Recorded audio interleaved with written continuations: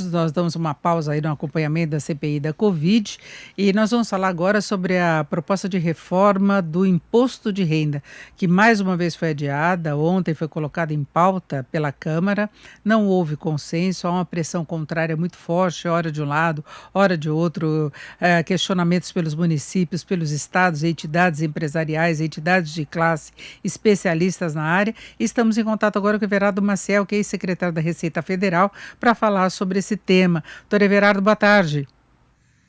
Boa tarde, Denise, você e todos os seus ouvintes.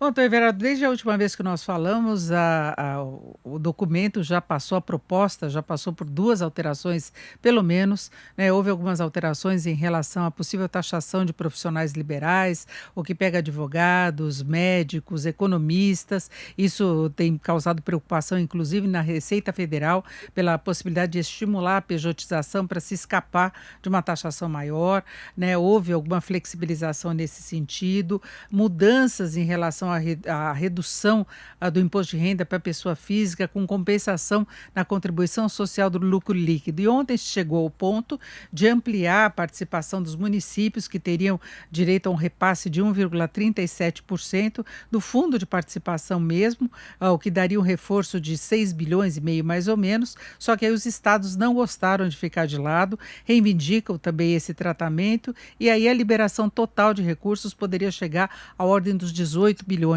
Né? Então a gente vê esvaziando o que o governo pretendia arrecadar, especialmente com a taxação de lucros e dividendos, mas eu queria a sua avaliação desse momento da proposta, que deve ser colocada em pauta novamente na semana que vem.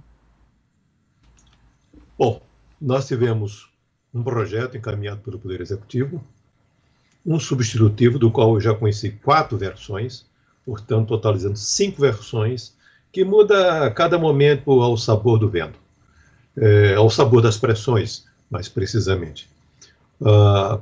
Num primeiro momento, todos os empresários ficaram contra.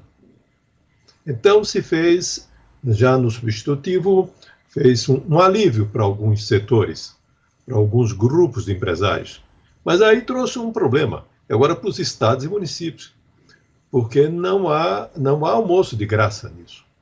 Então, é uma verdadeira confusão, é uma torre de Babel, né, sem absolutamente nenhuma justificação para uma discussão desse porte, feito a toque de caixa, é apresentada uma versão e quer se votar no mesmo dia, não passou por nenhuma comissão, não passou por nenhum debate público, nada disso aconteceu.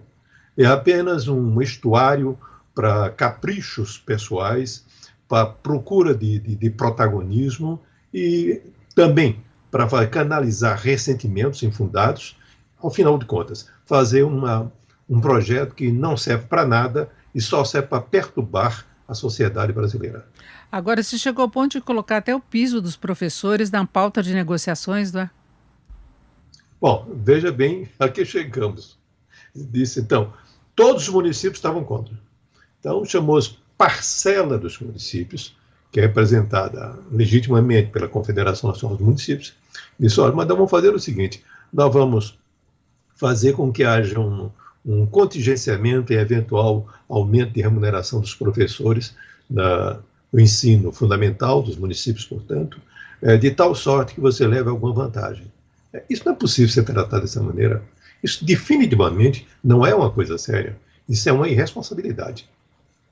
Agora, doutor Everardo, do ponto de vista do governo, o senhor vê alguma vantagem nessas mudanças que estão sendo colocadas? A semana passada eu conversei com o ministro Paulo Guedes e ele justificou a taxação de lucros e dividendos como uma adequação, inclusive, do Brasil a práticas internacionais, ao que coloca a OCDE, né? E ele acredita que se há reclamações de todo lado, é que o governo estaria numa posição central e correta em relação a essas mudanças que está defendendo.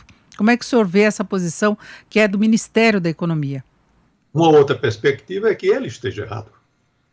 Quer dizer, não que os outros estejam, portanto, que isso seja uma justificação para dizer que está certo, porque tem reação de todos os lados. Não tem que ter reação nenhuma. Não pode ter uma política tributária hostil, uma política tributária que vá agora criar problemas, não só para o próprio sistema, como também em termos de carga tributária incidente sobre setores, sobre pessoas. Quanto a essa história de alinhamento, isso é uma coisa ridícula. Ninguém atrai porque está alinhado, atrai porque está desalinhado.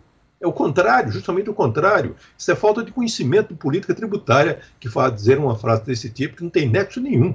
Se está alinhado com a OCDE, se não está desalinhado com a OCDE, vá ao Brasil disputar campeonato de basquetebol com os Estados Unidos que ele perde. Ele tem que jogar futebol, que é o que ele sabe fazer. Portanto, essa história de estar alinhado, desalinhado, eu adoto até como critério. Quando uma pessoa vem falar comigo sobre matéria tributária e vem falar em alinhamentos, distorções, a literatura internacional, eu já sei que não sabe nada de matéria tributária. Agora, doutor Everardo, do ponto de vista das empresas, o senhor acha que houve uma amenização daquela preocupação toda com relação ao aumento de taxação, considerando todas as mudanças, não apenas a redução do imposto de renda, mas mexida na contribuição social do lucro líquido, a questão de lucros e dividendos, o pacote geral, o senhor acha desfavorável ou favorável para as empresas?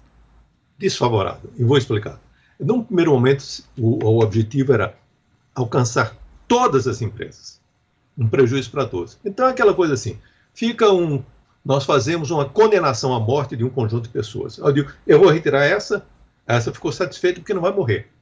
Retiro essa, mas no todo existirão vítimas. Quer dizer, chegou-se a se dizer, e eu fiquei impressionado ouvindo essa frase, não, apenas um terço agora, só um terço das empresas serão prejudicadas.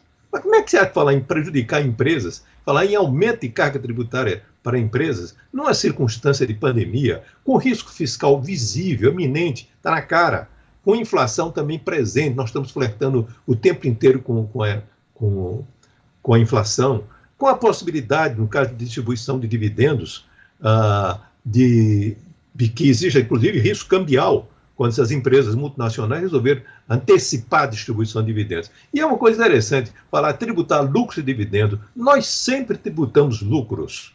O que quer agora é tributar dividendos, coisa que fizemos durante 70 anos.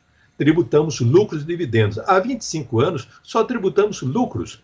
E, como resultado, isto foi benéfico para o contribuinte e teve êxito arrecadatório. Então, já que deu certo, vamos agora desmantelar e voltar ao modelo antigo, que era um modelo onde tem muita sonegação, onde tem muito planejamento tributário e não funciona. Já foi demonstrado que não funciona.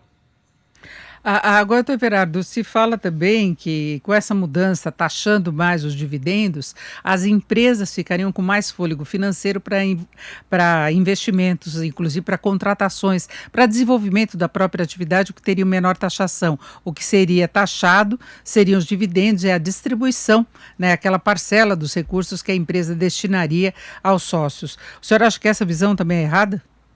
Completamente. Imagine que a empresa é uma empresa que fabrica fita VHS. Eu vou reestimular o investimento na fabricação de fita VHS, já não serve para nada.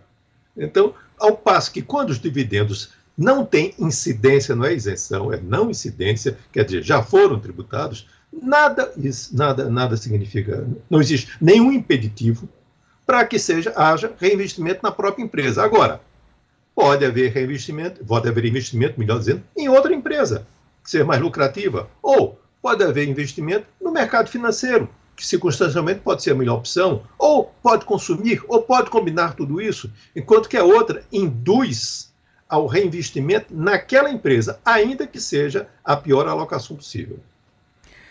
Perfeito, vamos continuar acompanhando. A expectativa é de que seja a matéria colocada em pauta novamente, talvez com novas alterações por essa pressão toda agora por parte dos estados. Mas eu agradeço, doutor Everardo Maciel, seus esclarecimentos. Uma boa tarde. Uma boa tarde, muito obrigado.